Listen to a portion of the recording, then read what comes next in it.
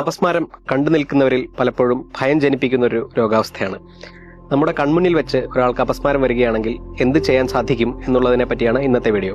നമസ്കാരം, ഞാൻ doctor Sharath Haridas, consultant neurologist, Ahalya diabetes hospital, Palakkad. എന്ത് ചെയ്യാൻ പാടില്ല എന്ന് ആദ്യമേ പറയട്ടെ.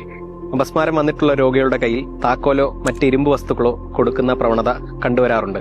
അതിന് ശാസ്ത്രീയമായിട്ടുള്ള യാതൊരു പിൻബലവും ഇല്ല. 80 മുതൽ 90% അപസ്മാരങ്ങളും 2 മിനിറ്റിൽ താഴെ മാത്രമേ നീണ്ടു നിൽക്കുകയുള്ളൂ. അപസ്മാരമുള്ളപ്പോഴോ അപസ്മാരത്തിന് ശേഷമുള്ള അർദ്ധബോധാവസ്ഥയിൽ കിടക്കുമ്പോഴോ വായിലൂടെ എന്തെങ്കിലും പാനീയങ്ങളോ അപസ്മാരത്തിന്റെ മരുന്നുകളോ കൊടുക്കാൻ ശ്രമിക്കുന്നത് പലപ്പോഴും അത് ശ്വാസനാളത്തിൽ പോകുന്നതിനും ശ്വാസതടസ്സം നേരിടുന്നതിനും കാരണമാകും.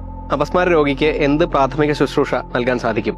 അപസ്മാരം വന്നിട്ടുള്ള രോഗി കിടക്കുന്ന സാഹചര്യം നിരീക്ഷിക്കുകയും എന്തെങ്കിലും മുറിവ് സംഭവിക്കുന്നതിന് സാധ്യതയുള്ള വസ്തുക്കൾ അവിടുന്ന് നീക്കം ചെയ്യുകയും ചെയ്യുക. രോഗിയെ ഒരു വശത്തേക്ക് ചരിച്ച് റിക്കവറി പൊസിഷനിൽ കിടത്തുന്നത് വായിലുള്ള സ്രവങ്ങളും മറ്റും ഒലിച്ചു പോകുന്നതിന് സഹായിക്കും. എത്ര സമയം അപസ്മാരം വന്നു എന്ന് നിരീക്ഷിക്കുക. 5 മിനിറ്റിൽ കൂടുതൽ അപസ്മാരം നീണ്ടു നിൽക്കുകയാണെങ്കിൽ വൈദ്യസഹായം തേടേണ്ടത് അത്യന്താപേക്ഷിതമാണ്.